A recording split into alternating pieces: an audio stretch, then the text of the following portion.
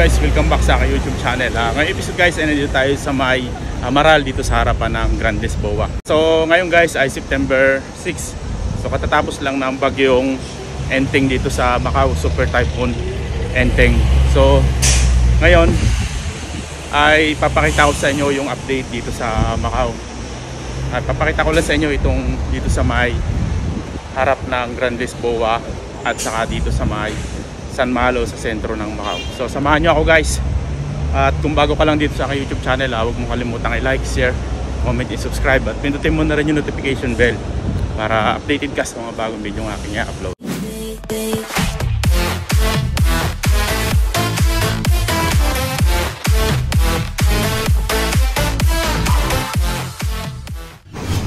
Nandito ako guys sa may harapan ng Grand Lisboa.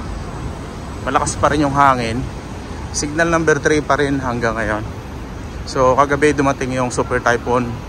So kagabi signal number 8 alas 10 ng gabi dumating yung bagyo. So kaninang umaga sobrang lakas ng ulan. Tapos ngayon lang huminto ngayong hapon. So pupunta ako doon sa may sentro ng Macau, sa Senado Square o doon sa may San Malo. So wala pa ganong mga tao ngayon. Yung mga tao hindi pa lumalabas kasi signal number 3 pa rin.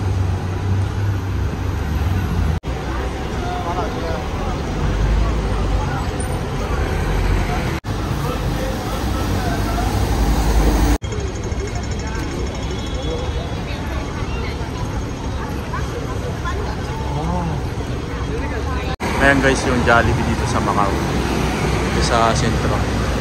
Malapit lang siya sa Senado Square. So ito yung sentro ng Macau, Senado Square. Medyo malayo yung bagyo dito kagabi. Nasa 300 kilometers away dito sa sentro ng Macau. Kaya hindi ganong naapektuhan yung Macau. Pero yung lakas ng bagyo ay Super Typhoon. 220 km per hours yung bugso ng hangin ng bagyo. So kung nasentro yung Macau, madami na namang masisira. Mabuti na lang medyo malayo siya sa southwest. West ang kanyang takbo. So ito yung sentro ng Macau, Senado Square. Walang ganong tao. So may ginagawa dito silang decoration dahil mid-autumn na, magmo-mooncake festival. Yan, hindi nila tinuloy.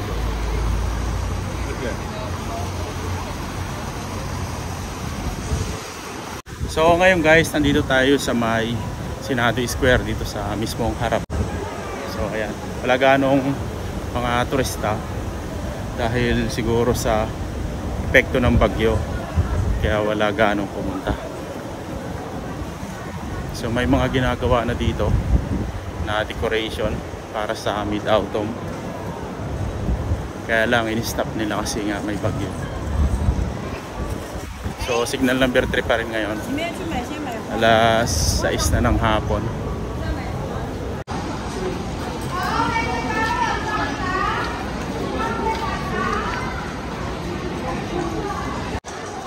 Nandito ako guys sa may St. Paul Church.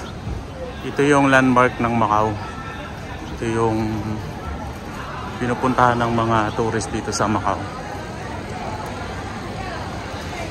Sa baba nito mabibili yung mga pasalubong, mga souvenir. So kung pupunta kayo dito guys, so tignan nyo naman guys, kahit na may bagyo, pinupuntahan ng mga tourist itong lugar na to. So hanggang dito na lang guys. At maraming salamat sa palagi inyong panonood ng aking mga video. So see you next time.